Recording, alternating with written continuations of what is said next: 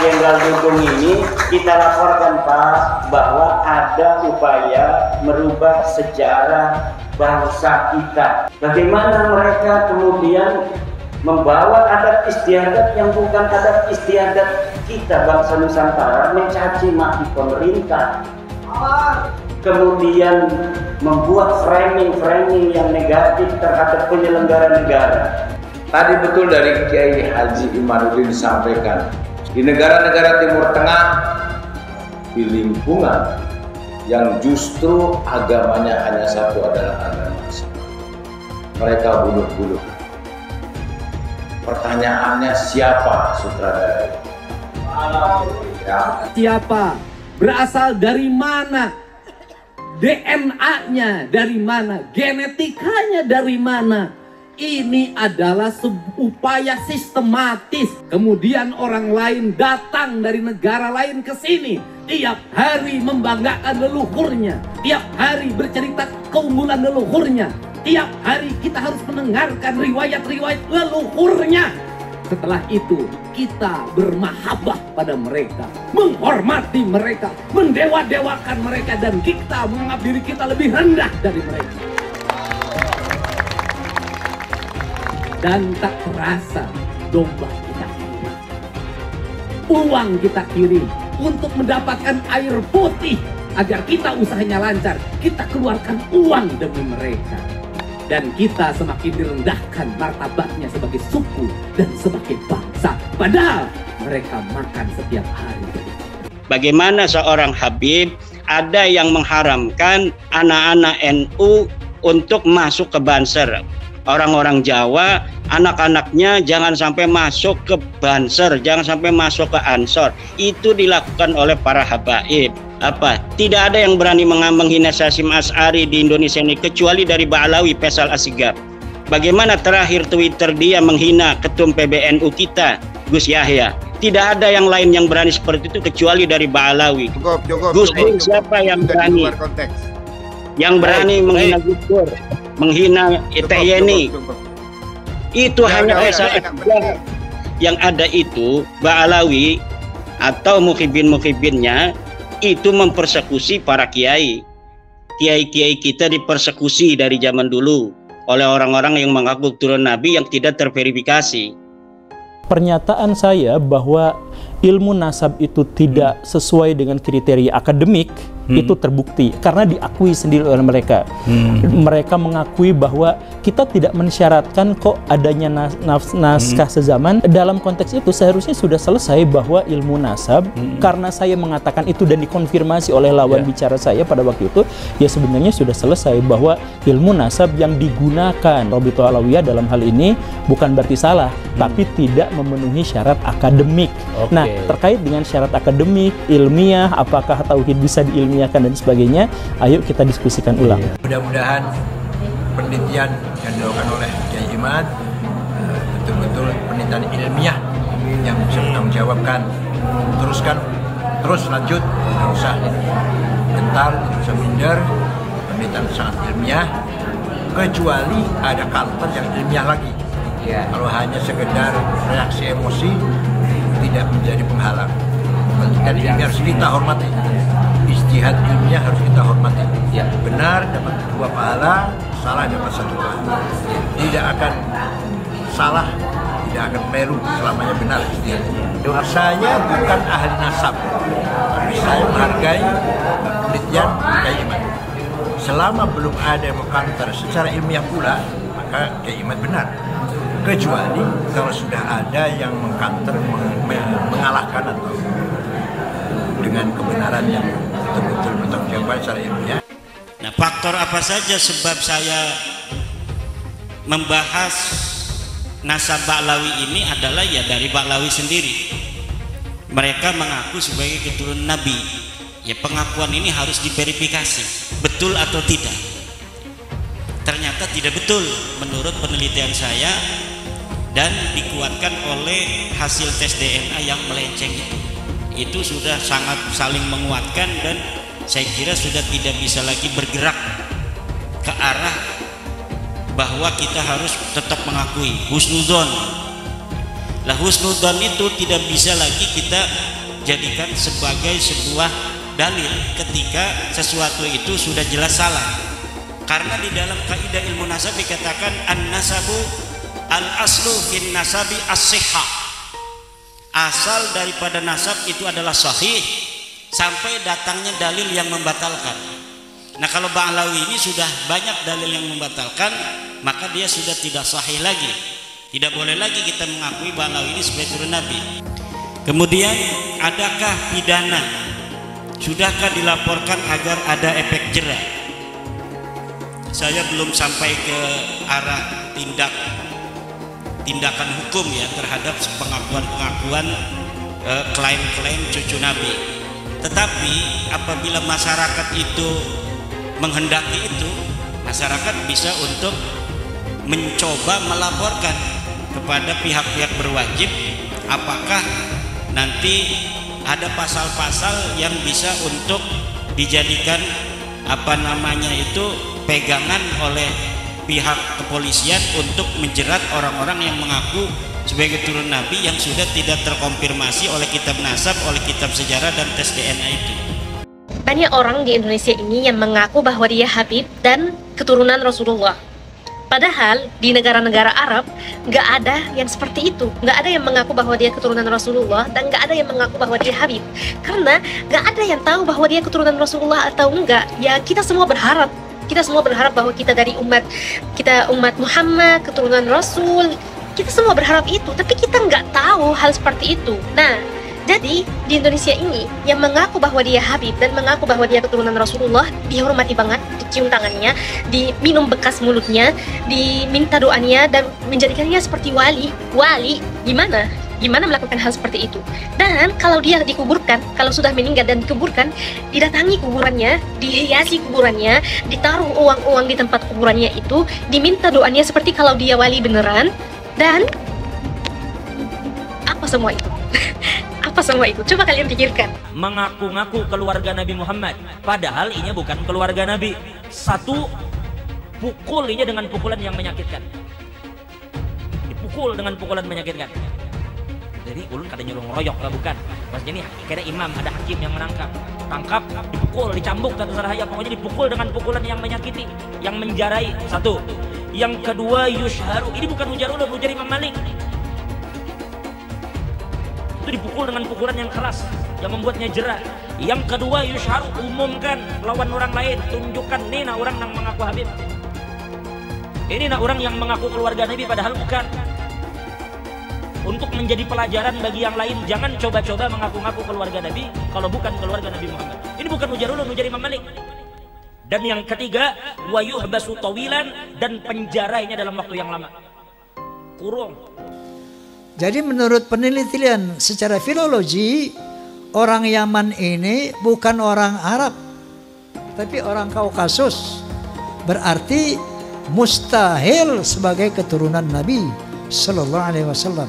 Menurut Profesor Menahem Ghani, secara ilmu genetika haplogrup Nabi Sallallahu Alaihi Wasallam adalah J1. Haplogrupnya Ba'alawi itu haplogrupnya adalah G. Dari tiga disiplin ilmu ini, menurut sejarah, menurut ilmu nasab, menurut ilmu filologi, menurut ilmu DNA, maka muncullah hakul yakin bahwa Ba'alawi bukan keturunan Nabi Sallallahu Alaihi Wasallam.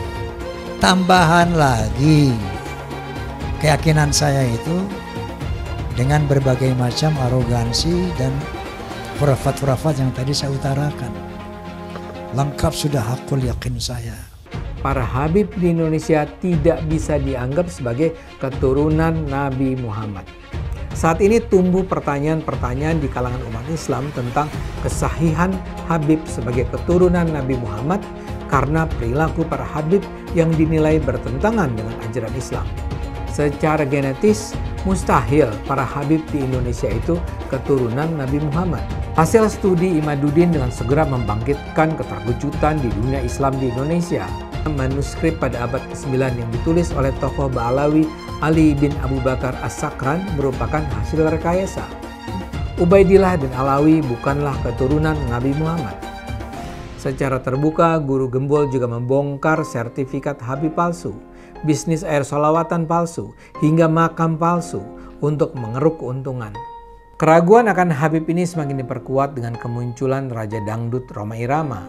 Di dalam podcastnya, Rhoma bercerita bahwa dia juga mempertanyakan status Habib. Dia membantah anggapan bahwa Wali Songo, Pangeran Diponegoro, atau penggagas bendera merah putih adalah Habib, seperti yang selama ini sering diutarakan. Karena itulah, Rhoma percaya bahwa Habib di Indonesia adalah memang bukan keturunan Nabi Muhammad karena kelakuannya yang tidak terpuji. Rhoma bahkan meminta para Habib berani melakukan tes DNA untuk membuktikan mereka memang keturunan Nabi Muhammad. Apa yang disampaikan Kiai Haji Imaduddin, Guru Gembul, dan Rhoma Irama tampaknya sukses membongkar mitos tentang keutamaan posisi Habib di Indonesia. Buat saya, apa yang terjadi ini adalah berkah bagi Indonesia. Sudah saatnya masyarakat Indonesia tidak lagi percaya pada mitos-mitos tentang Habib sebagai keturunan Nabi yang suci. Selamat tinggal mitos, selamat datang akal sehat. Imigran Yaman, ayo kita deportasi mereka dan lain sebagainya. Kenapa muncul sentimen-sentimen yang seperti itu? Pihak orang-orang dari kalangan habaib gagal untuk menunjukkan bahwa kami itu baik, rahmatan lil alamin, gagal untuk menyampaikan itu ke publik karena yang ditampilkan itu apa?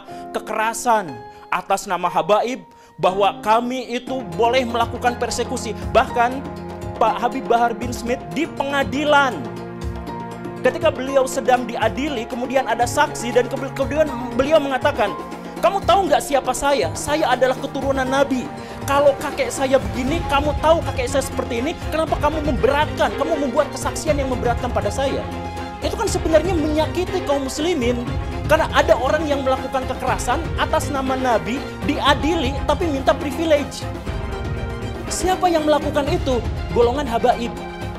Saya Irma Suryani, fraksi Partai Nasdem, Komisi 9 DPR RI.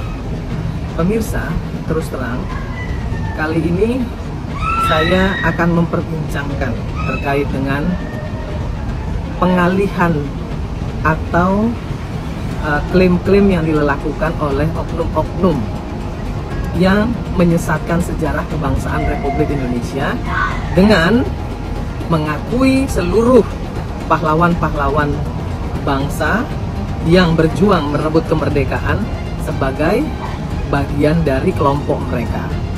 Saya sebut saja kelompok Ba'alawi. Terus terang, bagi saya, jika ada oknum-oknum yang mengaku-ngaku sebagai cucu Nabi, silakan saja, sepanjang tidak menyesatkan umat. Apalagi kemudian menyesatkan sejarah perjuangan kemerdekaan bangsa Indonesia. Maka saya teringat, saya tanya waktu podcast dengan beliau kemarin, kenapa? Apa awalnya Anda melakukan penelitian ini? Padahal beliau dulu yang membuat nasab tentang Ba'alawi ini.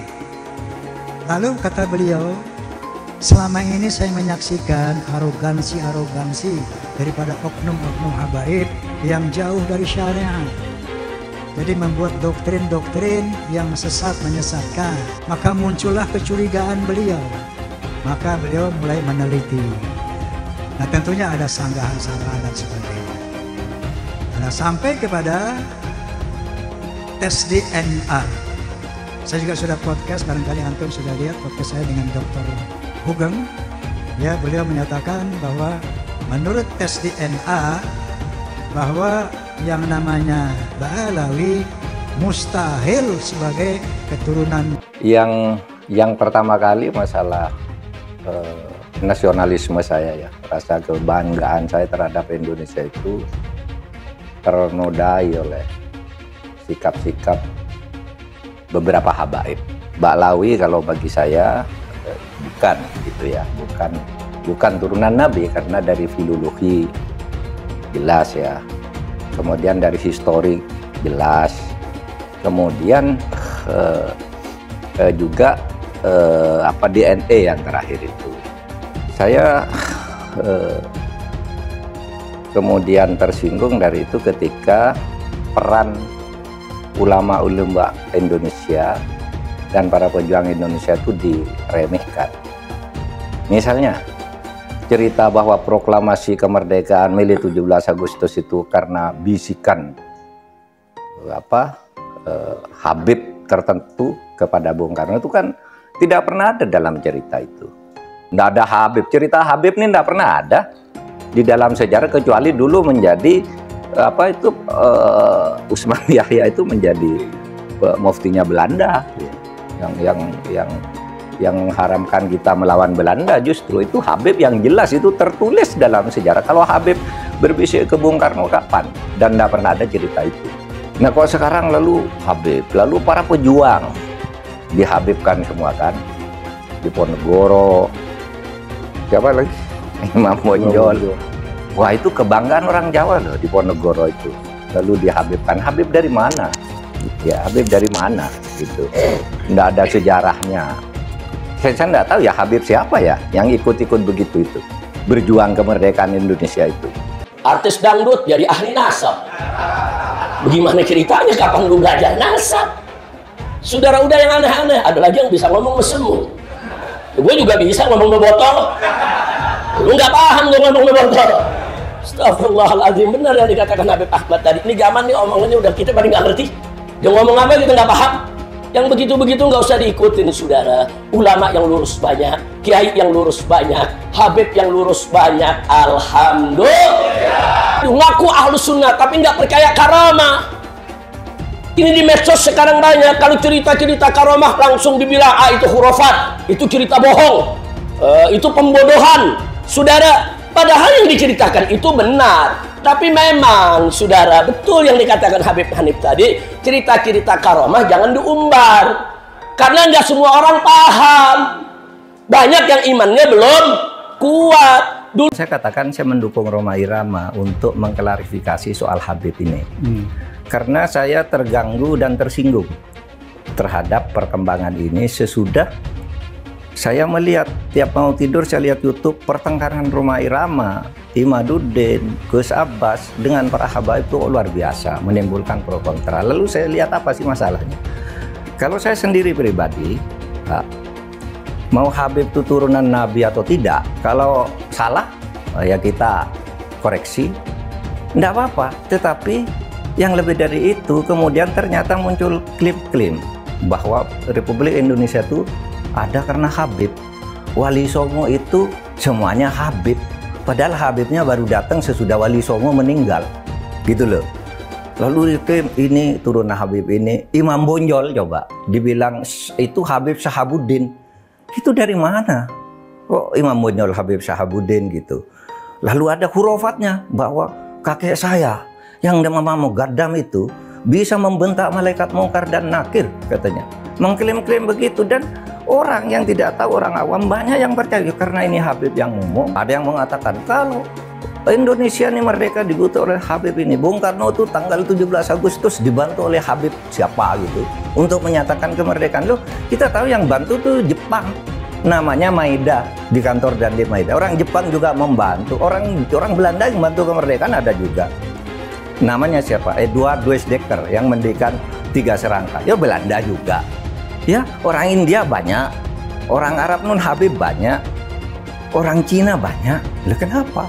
Kok lalu diklaim oleh Habib? Ya kita sendiri yang paling dominan, yang lain tuh yang membantu. Kan gitu kalau saya ya, rasa nasionalisme saya. Itulah sebabnya saya dukung Rhoma Irama. Sekarang tanya sama ente, keturunan Nabi Muhammad para habaib. Jangankan dia pekerjaan sia-sia. Andaikan dia gila, tetap dia itu Habib. Karena ini zatiyun. Masalahnya zat, darah, daging. Orang berilmu, ketika ilmunya hilang, dia nggak dipanggil orang alim lagi.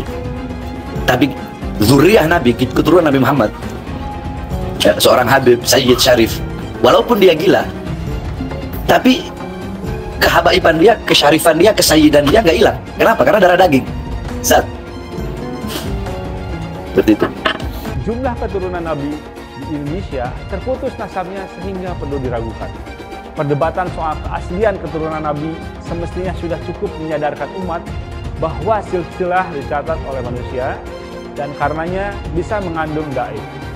Terbongkarnya jual beli gelar Habib merupakan bukti lain bahwa status Habib bisa saja didapatkan dari rekayasa. Karena itu, fanatisme terhadap keturunan Nabi patut dikritik. Hal itu juga mengingkari kodrat bahwa setiap manusia terlahir setara. Negara ini dibangun dengan pajak, menjadi APBN, kemudian untuk membangun. Dan yang berkontribusi pajak itu adalah paling tinggi etnis Cina, bukan habaib yang mengaku mulia. Oleh karena itu bosen gua dengan klaim Habib-Habib yang mengaku keturunan Kanjeng Nabi Muhammad Sallallahu Alaihi Wasallam. Lebih baik kau memberikan kegiatan yang nyata, berkontribusi terhadap pembangunan negara, itu lebih rasional daripada mengaku-ngaku, daripada menyombongkan diri, daripada merasa dirimu lebih mulia.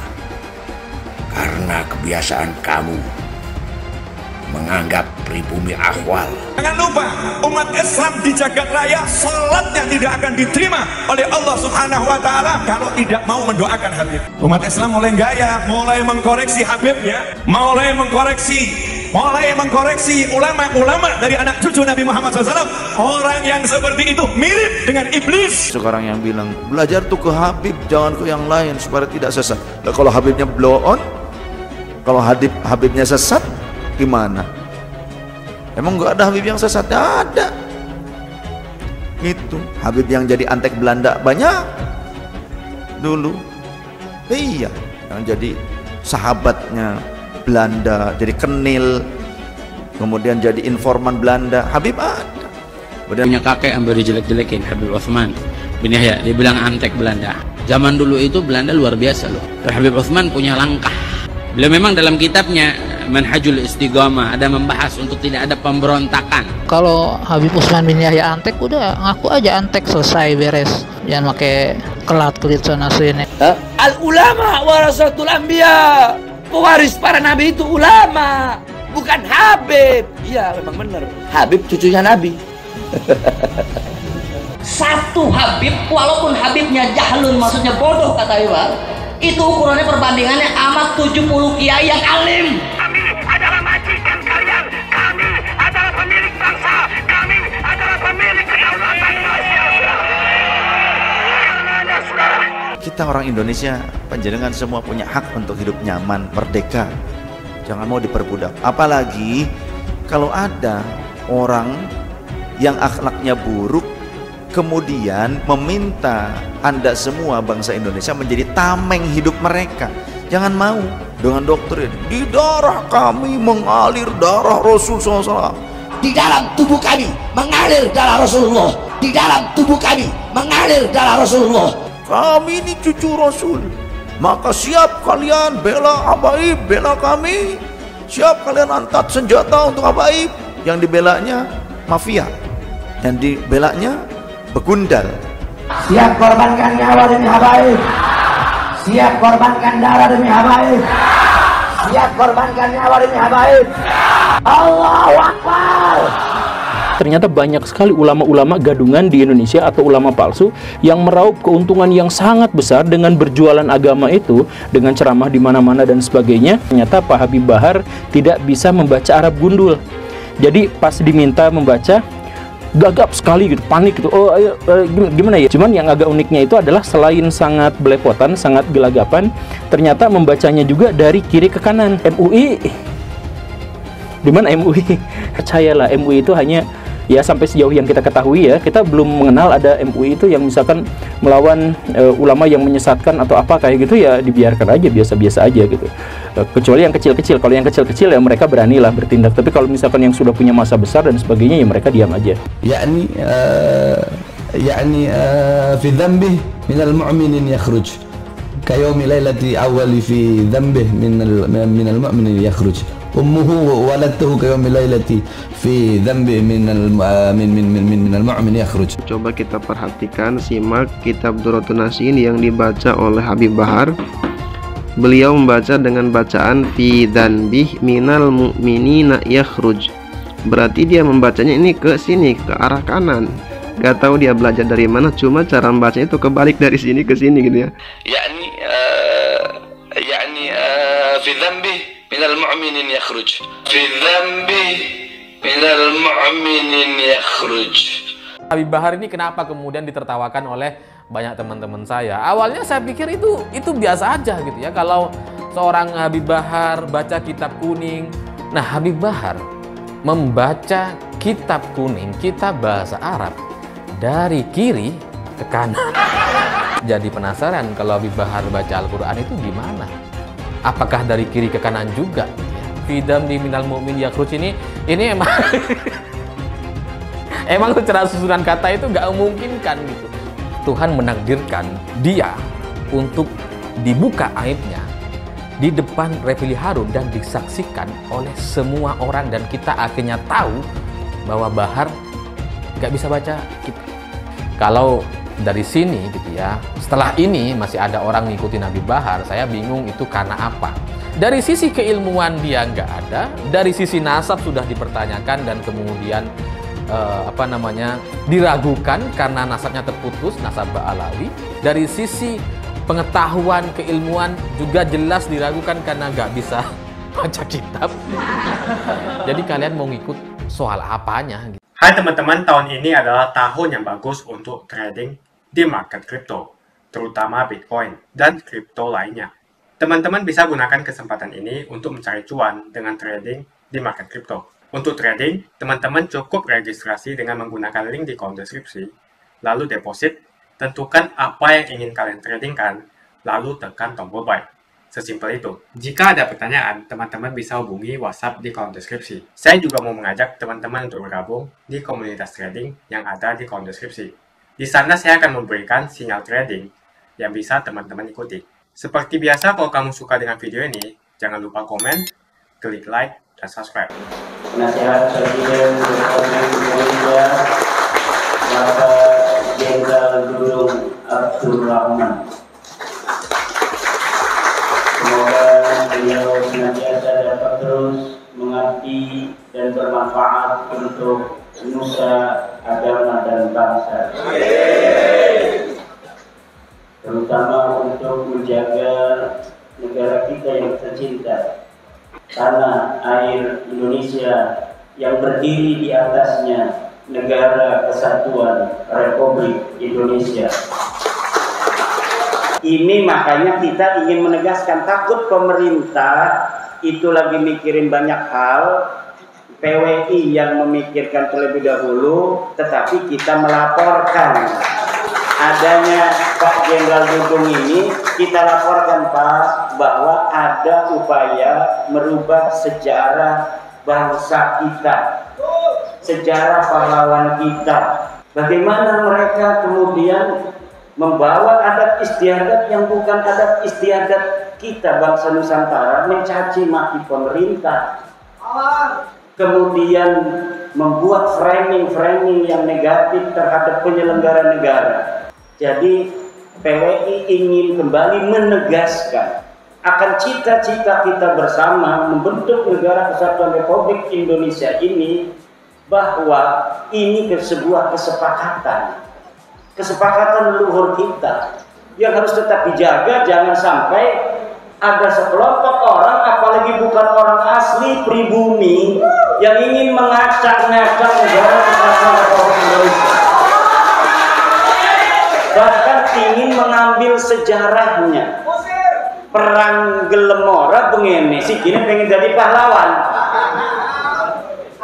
Perang mereka tidak mau dulu.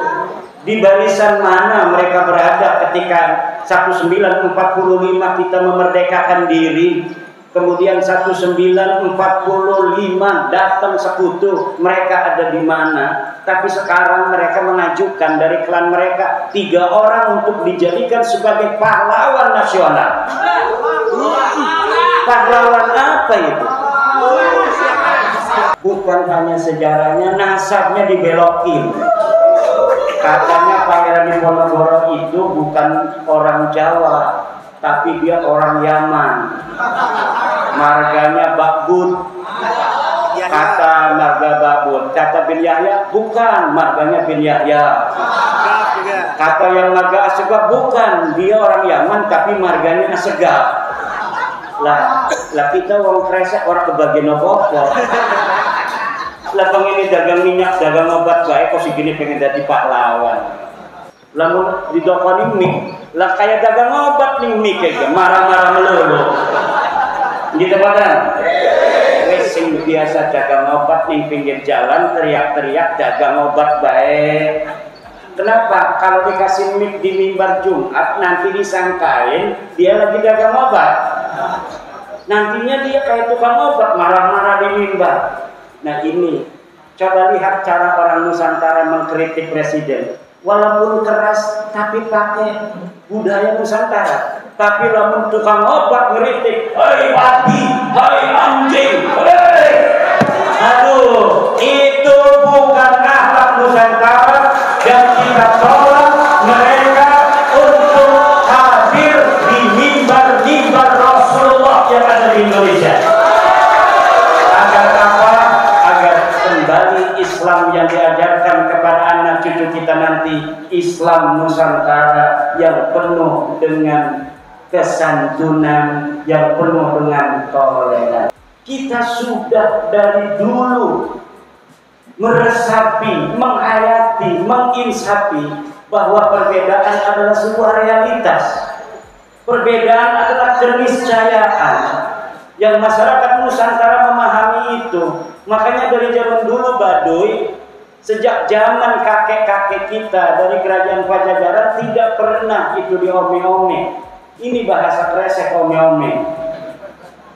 Kemudian Kesultanan Banten hadir, Baduy tidak diome-ome, biarkan dia dengan keyakinannya sebelum mau masuk agama Islam. Sampai Indonesia pun mereka dibiarkan. Itulah toleransi yang diajarkan oleh leluhur kita para wali songo dan penyebar agama Islam lainnya. Ini yang harus kita pertahankan. Demikian kami memohon kepada Jenderal Dudung Abdurrahman untuk memberikan pembekalan kepada kami Organisasi Perjuangan Wali Songo Indonesia sebagai bekal untuk kami di dalam bagaimana lebih mencintai negara dan bangsa Indonesia, warisan dari leluhur kami, sebagaimana kakek dari Jenderal Dudung Sunan Gunung Jati Syarif Hidayatullah menitipkan kulo titip tajuk lan fakir miskin. Assalamualaikum warahmatullahi wabarakatuh. Habib-habib ini sering sekali menggelar aksi unjuk rasa yang dinamakan sebagai aksi bela rakyat. Rakyat yang mana yang kamu bela? Lagian tujuan dari demo itu untuk mendesak Presiden Jokowi untuk turun dari jabatannya. Yang jelas dalam video tersebut, Hanif Alatas meneriakkan bahwa dia adalah majikan. Warga yang pribumi dikatakan sebagai budak oleh Habib dari Yaman. Cek dulu dong apakah kamu memang Habib asli.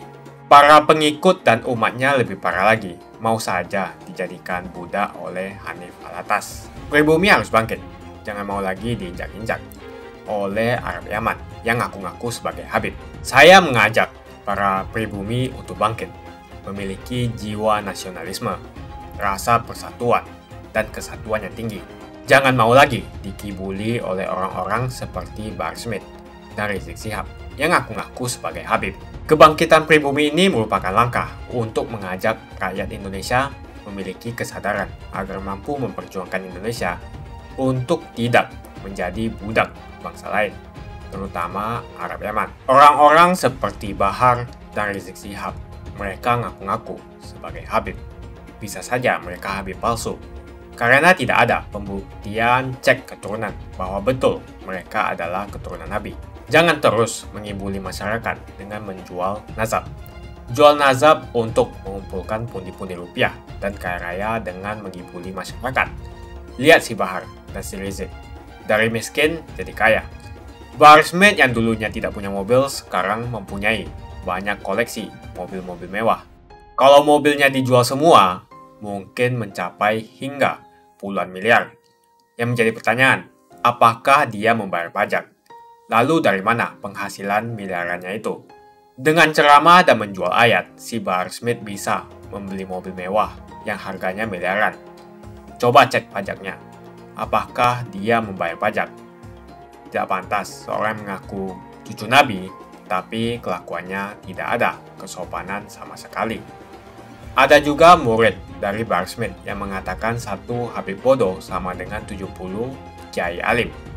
Mau sampai kapan bangsa Indonesia mampu dia menahan diri dan membiarkan bangsanya sendiri dihasut, diadu domba, diperdaya dan diperalat, bahkan diperbudak oleh manusia-manusia keturunan Yaman yang notabene pendatang dan belum jelas juga Habib asli atau bukan. Disuruh lakukan cek keturunan, dia takut, gak berani. Berani tidak mereka yang ngaku Habib itu lakukan tes untuk membuktikan mereka betul keturunan Nabi? Kalau para Habib tidak berani melakukan tes, jangan disanjung-sanjung. Apalagi ajaran yang disampaikan penuh dengan ujaran kebencian, seperti Bahar Smith, Rizik Syihab, dan penceramah-penceramah lainnya. Tak usahlah panggil Habib-Habib, seakan-akan keturunan Arab kastanya lebih tinggi dari keturunan pribumi atau keturunan Cina. Seakan-akan Cina dan pribumi di bawah orang Arab. Namun Cina sudah menjadi nomor 1 di dunia. Dan saya percaya Indonesia akan menjadi negara maju dengan mayoritas pribumi. Seharusnya Arab Yaman harusnya belajar dari negeri Cina. Seperti kata kitab suci, belajarlah sampai negeri Cina. Begitu saja opini saya hari ini. Tuliskan opini kalian tentang Bahar Smith di kolom komentar. Jika kalian setuju dengan pendapat saya, ayo tekan like di video ini. Dan bagikan video ini ke teman dan family Anda supaya mereka semua mengetahui tentang informasi ini. Tekan tombol subscribe dan bunyikan lonceng notifikasi supaya kamu tidak ketinggalan